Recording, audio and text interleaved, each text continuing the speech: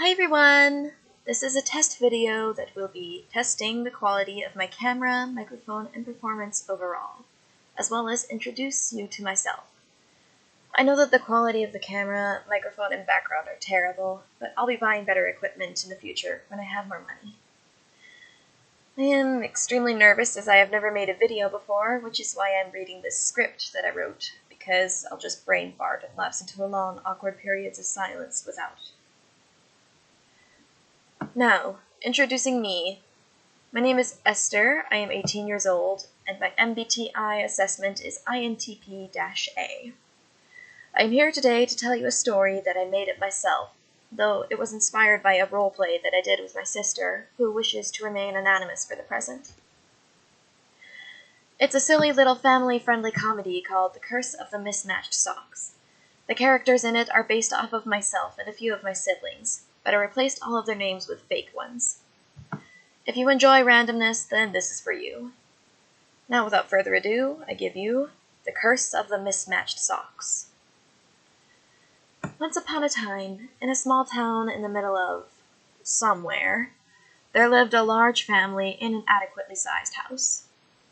On this fair-weather day, the two oldest children of this large family, me and one of my sisters named Mary Lou, were in the basement folding laundry.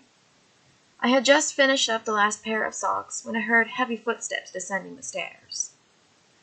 I looked up to see my third sister, named Gemma, enter the room, wearing a pair of mismatched socks. You might want to change those, I commented, glancing pointedly at her feet. Why? She asked, confused. 'Cause Mary Lou will flip, I was going to say, but a loud gasp interrupted me. What are you doing? Take those off right now! Mary Lou cried. But why? They're just socks, Gemma said. It's a curse! Mary Lou screamed. Just at that moment, the ground started shaking. Thunder rumbled, lightning flashed, and the sky turned dark gray all in a second.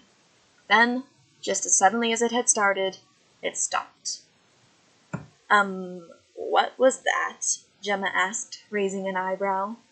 Sorry, that was me, our brother Eric said, poking his head into the room. I don't think so, I said, narrowing my eyes at the socks on Gemma's feet. They seemed to be smiling at me in a sinister way. Well, I'm not sticking around to find out, Mary Lou declared, standing up and stretching. Children, do you mind finishing up the laundry? Our mother, named Mother, called down the stairs. We just did, I called back. No, there's a huge pile in the living room, was her reply. Mary and I gave each other a horrified glance. We knew we had just cleaned that place up to be spotless, so where had the laundry come from?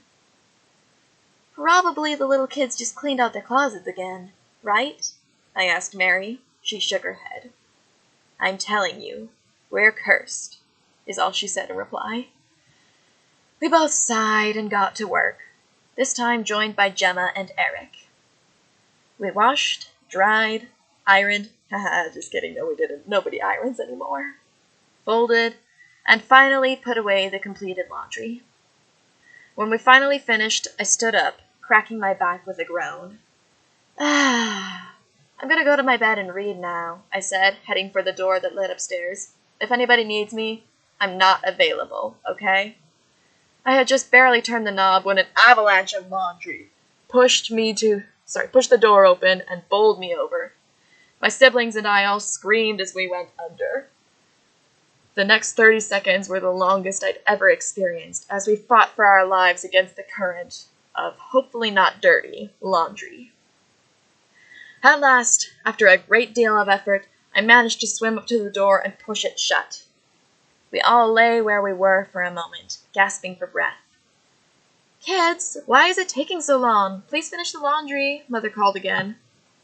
I told you. Cursed, Mary said darkly as Gemma burst into tears.